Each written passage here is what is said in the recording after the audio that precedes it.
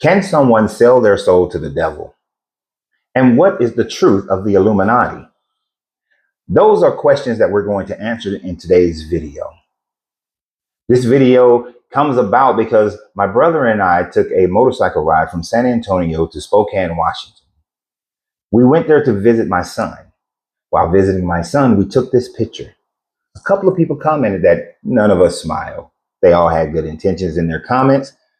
But this gentleman, Mr. Nazari, decided that his only way of expressing his Christian love is through the hateful comment of calling us scumbags and that we have sold our souls to the devil and that we are being paid by the Illuminati. It doesn't matter about the fact that my brother and I both served in the military as my son is serving now. It doesn't matter that we both have retired and have lived a full life and have financially put ourselves in positions where we can do these things. But is that not the mindset of those who are jealous, those who wish they could have made those types of decisions to put themselves in a position to do these things? So in their rage of jealousy, their expression of Christian love is to spew out this hate. But he brings about an interesting conversation that we're going to have. But before we do so, this video is sponsored by Mr. Fullah and his new book that I hope you all go out and purchase.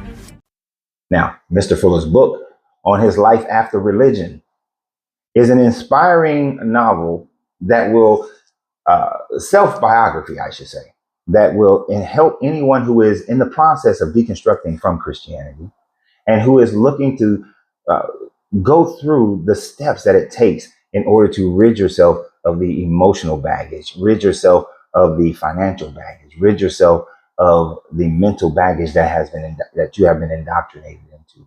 So click on the QRC code and you'll also find the link in the description of this video. Now to the subject at hand, Mr. Nazari's comment concerning whether or not a person can sell their soul to the devil. It's an interesting prospect when you think about it, but if you are a believer of the Bible, then you have to answer that with a resounding no. But I would then tell you why Christians or Bible believers often think that this is the case, that a person can sell their souls to the devil. And I'll also express why the Illuminati is not exactly what you think, but you've been bamboozled once again. So in order to start this process off, we have to first look at a few things that would make a person think that there is the possibility that someone could sell their soul to the devil. And then I will show how, if you are a Bible believer, this is impossible for you to do. So many people get this idea from reading things like in Mark 8:36, where it expresses that what does it gain a man who gains, what does it gain a man who gains the whole world but loses his soul? What is the gain of that? This idea is that a man could gain everything but lose his soul in his greed, in his appetite, in his cruelty, in his focus on acquiring things, yet loses his soul because of the perceived idea that the only way you can become financially independent is through doing things that the larger society would consider to be evil. So Mark 8 is one of those things that makes people think that. Now, we also can look at Mark 4. And Matthew 4 verse. Matthew 4 is the Jesus being tempted by the Satan, by the devil. Now, many of you know this story. Jesus is going through his 40 days of in the wilderness. And while he's in the wilderness, not eating, not drinking, that he is tempted by the devil. And one of the temptations was to take him up into a high mountain, allow him to see all the nations of the world, which means the world would have to be flat to do so. He then expressed, I will give you rulership over all the nations if you would just submit to me. Of course, the Jesus character in the narrative, he denies him. He says no. And this concept of Jesus being tempted and the devil having the power to offer all the wealth, all the power to the character of Jesus, meaning that the devil has the power on earth, whereas this God does not have this power on earth. And effectively, the Jesus character would be selling his soul to the devil if he were to have acquiesced to this. So although there is absolutely nothing in the Bible that would suggest that you actually have possession over your soul, that you actually can go and sell your soul to the devil, make a pact with the devil, swear an oath to this devil. This story has come to us in many popular types of literary work and musical and motion picture works. Let's go through a few of them. One of the oldest is the German folklore about Dr. Faustus.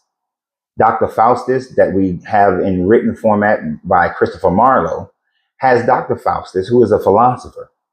And after going through so many years, he decides to sell his soul to Mephistopheles in order for him to gain knowledge and to gain power. And through this, we first get some of the indications and ideas of people selling their soul to the devil or Mephistopheles in this situation, which is just a German version of the devil. That during this process, he's able to give and make a pact to the devil to be able to acquire knowledge and power, something he was missing in his life. Another, The Devil and Daniel Webster, which was one of my favorites actually in middle school. This was written by Stephen Bennett. It's the story of a poor farmer named Jabez Stone. Jabez Stone, being a poor farmer, he wanted to achieve wealth. He makes a pact with the devil in order for him to achieve this wealth. But when it's time for him to pay his due to the devil, to complete the contract, he is represented in a courtroom drama by the lawyer Daniel Webster. Daniel Webster's battle with him and basically comes to the conclusion that it was not Jabez Stone's soul that he had possession of to be able to sell, and therefore he wins his case. Another popular one that you may have seen, and I've seen this done in different movies like The League of Distinguished Gentlemen, is the picture of Dorian Gray. This one is by Oscar Wilde. Many of you may have heard of Oscar Wilde or may have read this story as well. And in this one, Dorian Gray makes a pact with the devil that for as long as he maintains this portrait of himself, the portrait will continue to age. And as the portrait ages, he maintains his youthfulness. Because one of the things that people often want is immortality. And we've seen stories of immortality and the quest for it and how it has demoralized people and been destructive just by reading some of the Epic of Gilgamesh. A large portion of the Epic of Gilgamesh is based on Gilgamesh seeking out immortality. First, he seeks it out in Inanna, and then Inanna sends him on a task. He completes the task, but still not granted immortality, until finally he is told to go and seek out Atrahasis. Atrahasis, who is one of the Babylonian Sumerian versions of the flood, gained immortality after he survived the flood and kept seeds and kept animals on his boat, and then was able to repopulate the earth with him and the craftsmen that he had brought with him. And Atrahasis, since he was given the gift of immortality, Gilgamesh sought out the answers from Atrahasis. The picture of Dorian Gray is very similar to this story. Now, to bring us into more current times, one of the most popular sell your souls to the devil stories is Rosemary's Baby. Many of you saw it as a movie, but the book by Ira Levine is much better. In the book by Ira Levine, Rosemary I think it's Woodford, she was manipulated into believing that the baby that she was carrying was the baby of the Antichrist because her husband had made a pact with the devil about them having a son since they were unable to conceive for a while. And then when she's thinking that she's birthing the Antichrist, she pretty much loses her mind and loses her shit. So it's a great novel to go read, but this idea of making pacts with the devil in order to gain something that you have been struggling to gain was emphasized in the Rosemary Baby book by Ira Levine. And of course,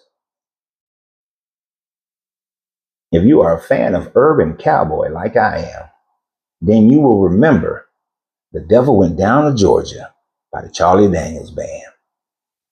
Many of you first heard this song in the Urban Cowboy movie and during the dance contest at Gillies. And in the song, the devil meets the young man from Georgia. I forgot his name, but he meets the young man from Georgia and he challenges him to a duel, a fiddling duel. Whoever wins the fiddling duel will get this golden fiddle, or the young man has to give his soul to the devil. The young man takes the challenge. I'm going to be honest. Charlie Daniel, when he did the fiddling for the devil, I like that part better than the one he did with the young man's fiddling. But these ideas of selling your soul to the devil have come to us more in popular literature based on aspects of the Bible that do not demonstrate that a person can sell their soul to the devil.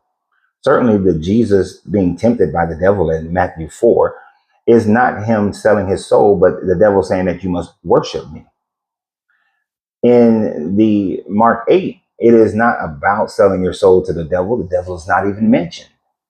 It's just about a person being more focused on gaining wealth and power instead of being focused on the worship and belief in their God. And one of the things that contradicts that in its totality of your ability to sell your soul to the devil, if you are a Bible believer, would be Ezekiel 18:4, where it says, "Behold, all souls are mine.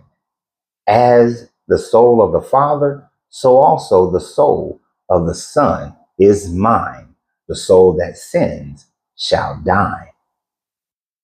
Not the soul that sins. Even if in Mark 8, if a man did things that were sinful in order to gain the whole world, his soul dies.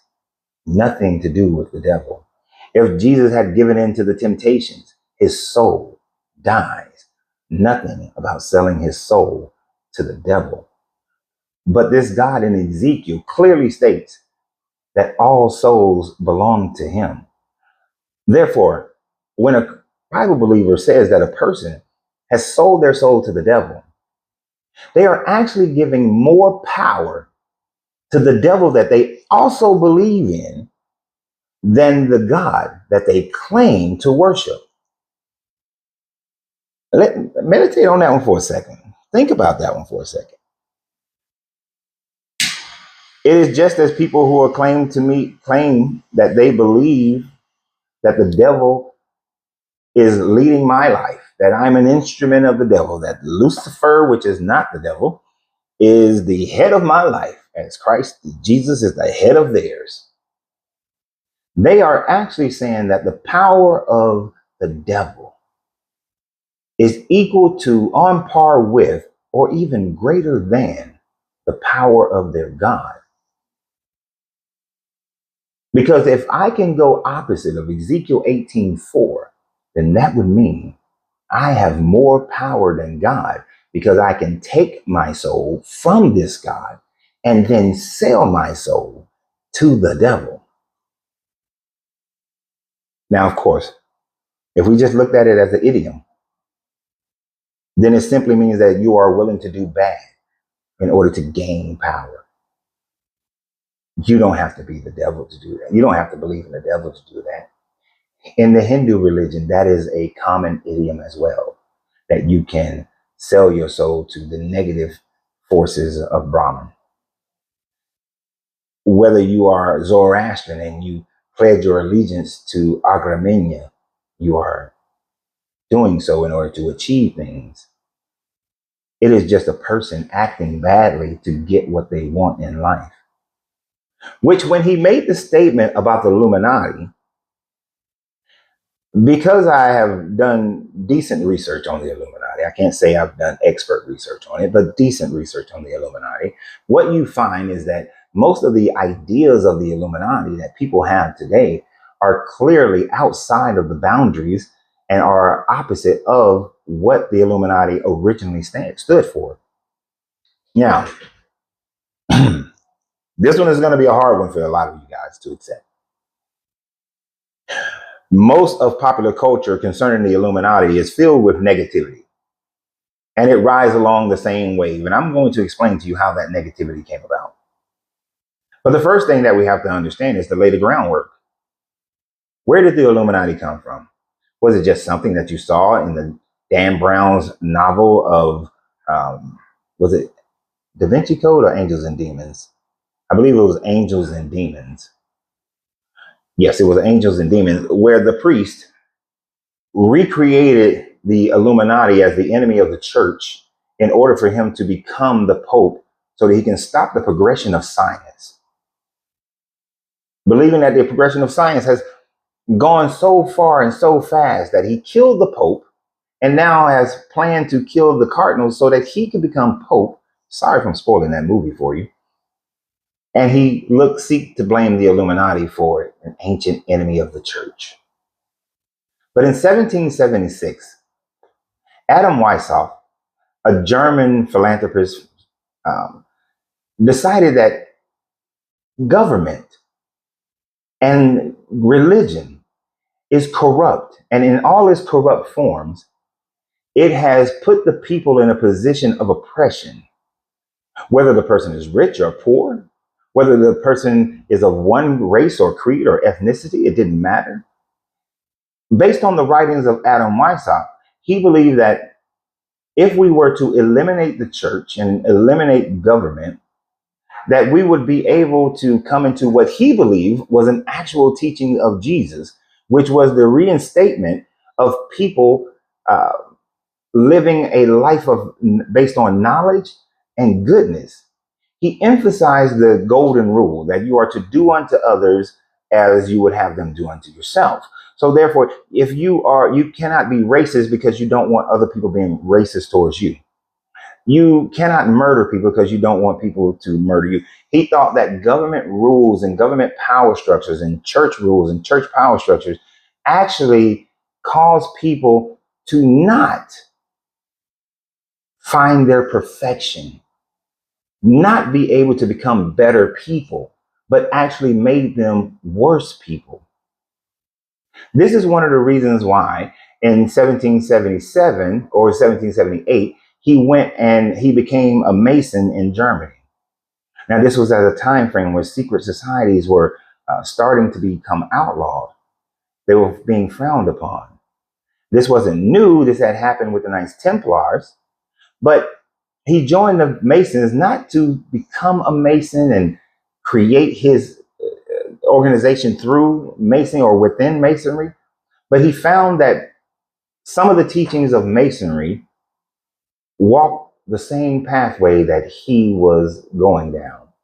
You see, in Masonry, the idea is making good men better, but you have to be a good man in the beginning and then to be made better by chipping away at the superfluities of who you are, the negative things of who you are, the bad behavior things that you have, the bad habits that you have, some of the ways that you think about society and government, to chip away at those things and find the purity in it by simply following the motif of do unto others as you would have them do unto yourselves.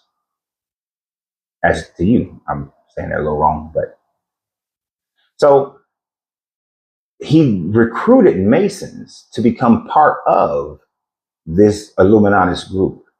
He sought after educators, government officials, military leaders, prominent people in their townships, thinking that if these people were to get into the mindset of helping people through the illumination of knowledge, and that's what it was, illuminating them of knowledge, not teaching the Bible in the way that the government has pretty much instructed churches to do so. Because we have to remember, prior to 1776, the overwhelming majority of countries in the world were pseudo-theocracies, or what's the word? When you're a monarch theosophy.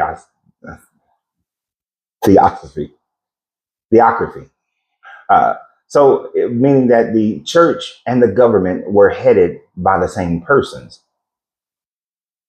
And in many cases in Europe, it was the Pope and the government walking hand in hand as strange bedfellows in order for them to continue to reduce the people to more and more sheepish mentality. So he believed, according to his writings, that people, if they learn the true information about the Jesus character, because he was Christian, but learn the truer information. He didn't follow the Christian. He thought the church was corrupt.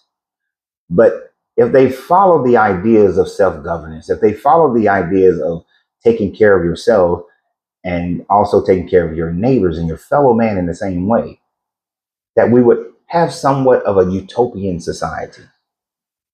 Now, many people thought that this was naive, that this was something that would not happen. There were many who wrote concerning him in and around the same time frame. And they were saying that that he was teaching equality and liberty, but that to take away government policies, take away government control and property, ideas of property and identities of property, that you would create a disastrous situation. Many of the American writers, like Beltran, they thought that if you upset this, then you would have to treat women equally. You would have to treat people of color equally. And for the people who were enslaved, you would have to rid yourself of the institution of slavery, therefore destroying the local economies and national economies of that day throughout Europe and America and their colonies throughout Africa and India. This would be destructive in many of their cases. Yet even some of the slave owners, like Thomas Jefferson, thought that he was right, that Adam Weishaupt had a good point of man becoming more perfected. But of course, Thomas Jefferson, owning more than 300 slaves himself, is not the moral compass to go by. But in his letter to James Madison, he thought that it was a good idea, but yet it was a naive utopian idea that could not come to be, because they were caught up in the controls that they had. Now, what destroyed the Illuminati was the Catholic Church, the Protestant Church, Church of England, and the governments of the Western world at that time frame. And just like the King of France and the Pope in the 11th century created lies, created propaganda to destroy the Knights Templars, lies, corruption was also created to destroy the Illuminati of that time frame. And for all intents and purposes, and for any research that you're able to do, what you will not find in any format is a continuation of Adam Weishaupt's Illuminati. It ceased to exist. Many like to speculate that, oh, they just disbanded and they took over. They didn't fully disband, but they infiltrated Masonry. They infiltrated governments. They created their own cabals. This is the same thing that they say of the Knights Templars. And of course, Masonry was very popular until around the 1950s, when the anti-Masonic party ran their own president. And they ran this president because the overwhelming majority of people at that time frame, many of the men of that day were Masons.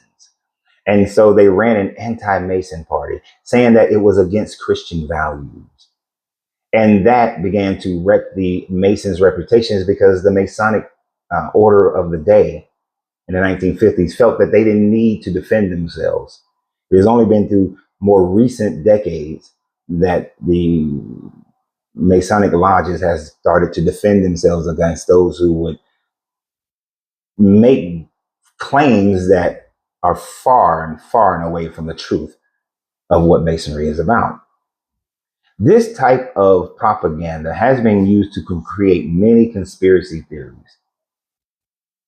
There are people who speak out against Bohemian Grove. They speak out against the Bilderbergs, the Trilateral Group. Yet you're not a part of any of them. Yet you don't have any inside information. Yet most of the time when someone claims that they do, they are debunked. We really don't have a lot of information concerning these people. Yes, we do know that in many of these organizations that they do business, that they make national policies in order to further their business. I'm not saying that they're all good, but they do a lot of those things, as any group would. If you are a member of a chamber of commerce within your community, do you not hold meetings away from the public? Sometimes with the public, but most of the time away from the public, detailing out new laws and zonings in order to foster more business in your own pocket and the pocket of the business community? Is that not what a chamber of commerce does? It's on a smaller level, but it's the same thing as the Bilderberg group or any of these other groups. But people have a natural draw to conspiracies. They have a natural draw to seek out the negative, especially towards people that they disagree with and people that they're jealous of. You see, Mr. Nazari, I have no idea who he is. I could research him and find out a lot more about him. But his constant Christian hate love just demonstrates that he is a sad person, someone who cannot find joy and happiness within himself, cannot find joy and happiness within his belief system, but instead must make personal attacks. You know what I think concerning the Bible, concerning Christianity and the religion. You have no idea what my brother thinks. You have no idea what my son thinks.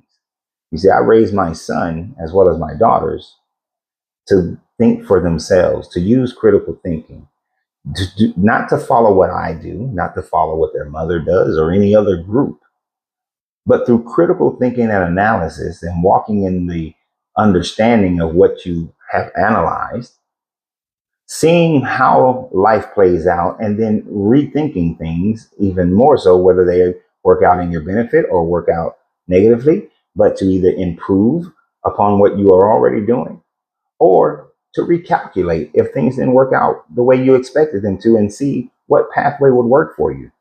I taught them to do this in every aspect of their life, as well as when it comes to their spirituality or their religion. It is not for me to tell you what my kids think or what my brother thinks. It's none of your business. But to make the accusations of people because they are associated with me, that is some judging. And didn't your Bible, at least the Jesus character, say that you are not to judge? Paul said that if I was a Christian, then of course you can judge me. But he spoke nothing of judging those who were outside of Christianity. But Jesus said, don't judge. For whatever measure you judge, ye shall be judged yourself. But based on what Adam Weishaupt created for the Illuminati, I would be happy to be a member of the Illuminati. I wish that I could be. If the true goal is to illuminate the people through knowledge so that they can become better people and in becoming better people, be more self-governing and not have a need for government nor a need for church, I would damn sure join that organization if given the opportunity. And since there, you can call it a soul, you can call it spirit, it is just your consciousness, your being. You have no idea who you were before you lived this life. There is no proof that you ever lived as anything before this life, and there is no proof that you will exist as anything after this life.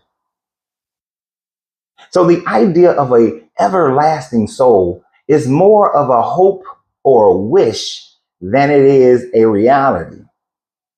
Now, I hope that my consciousness maintain its cohesiveness, that I know enough about me and my universe around me that I can manifest myself in another existence beyond this one and continue to go and grow and go and grow for all eternity. That's a great hope, but there's no proof, none whatsoever. No one has died, went to heaven, and come back to tell the story. And for those who think that the Jesus character died and went to heaven and came back because your Bible alludes to that and says that, that is not proof. A book cannot be proof of itself. Literature cannot be proof of itself. It requires outside elements of proof. And all the things that Christians point to, believers point to, are things that were written hundreds of years later. And most of the time, they're talking about what people believed, and no one actually proved any of it. So where does that leave us? Can a man sell his soul to the devil? I cannot sell my soul to a being that does not exist. So the answer is no.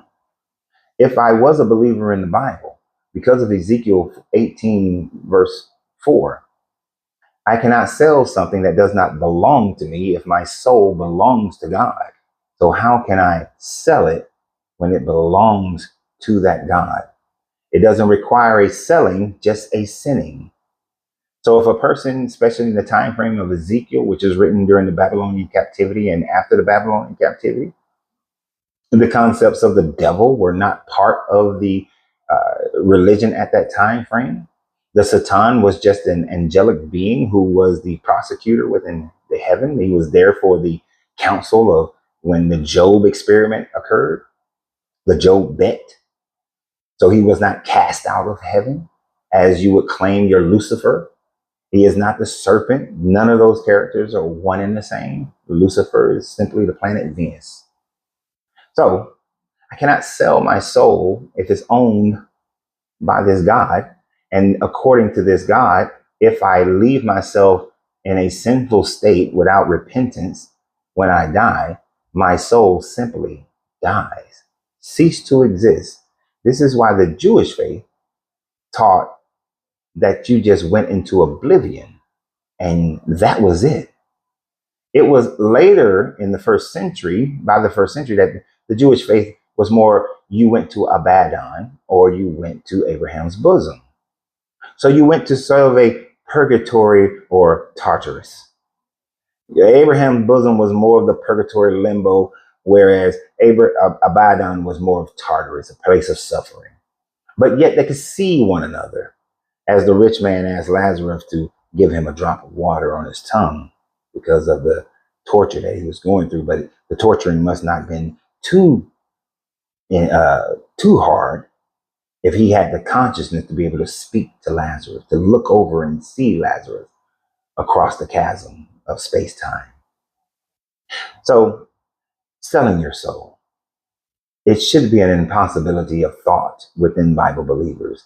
And for those of us who have certainly walked away from the Bible, it is certainly a ridiculous thought that a person could sell their soul to a being that simply does not exist. The only devil is the one in your mind, the one that is inside of you, the one that when you know you're treating someone in a way that you would not want to be treated, and you go and do it anyway. At that point, you are the devil. When another person does it, they then are the devil. The moment we start thinking that the only God and devil that exists is the one that is inside yourself, your own moral compass of agency of self, not what you got from your parents or from the government or from your community, but when you can look at self and say, do I want to be beaten? No. Do I want to be persecuted? No. Do I want to be enslaved? No. Do I want to lose my personal agency of living and breathing? No. Then if my answer is no, then I shall not do that to anyone else. That is when you are living as a God. As your Jesus says, is it not written that ye are gods? I don't think that's what he meant by that, but is that not when you are acting in a good way, being a service to yourself, your community, to humanity? But when you do opposite, you are being a devil to yourself, to your community, to humanity. So I have not sold my soul to the devil. It is an impossibility. But if you could, I could join the Adam Weishaupt version of the Illuminati. I sure as hell would.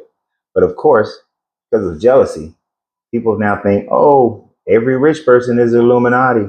Oh, every person who achieves fame is the Illuminati. Oh, everyone had to do some kind of ritual, blood ritual sacrifice that you can never prove. Every Super Bowl performance is an Illuminati. Is a devil worship. And yet you can prove none of it to be true. None of it. Show me where they have participated in an actual ritual, wearing some cloaks and sacrificing animals, babies, people. Show it. Otherwise, it's just your jealousy and it's just your insecurities. So I want to thank everybody for visiting. If you've made it this far, please go ahead and subscribe to the channel. If you've made it this far, subscribe to the damn channel. Like it and share it. Go out and support Mr. Fuller's book. And I think it'll be a great read for many people, even if you've already made the decision to deconstruct and you have you have walked away from this religion. Join us in San Antonio on October 31st through November 2nd for our meetup. We're going to have a great time. And on August 18th, we will be doing a seminar, a webinar actually, Exodus, the greatest lie ever told. So I look forward to you guys being there. And always remember, you have to free yourself to be yourself because your greatness is non-negotiable. Good journey, good vibrations.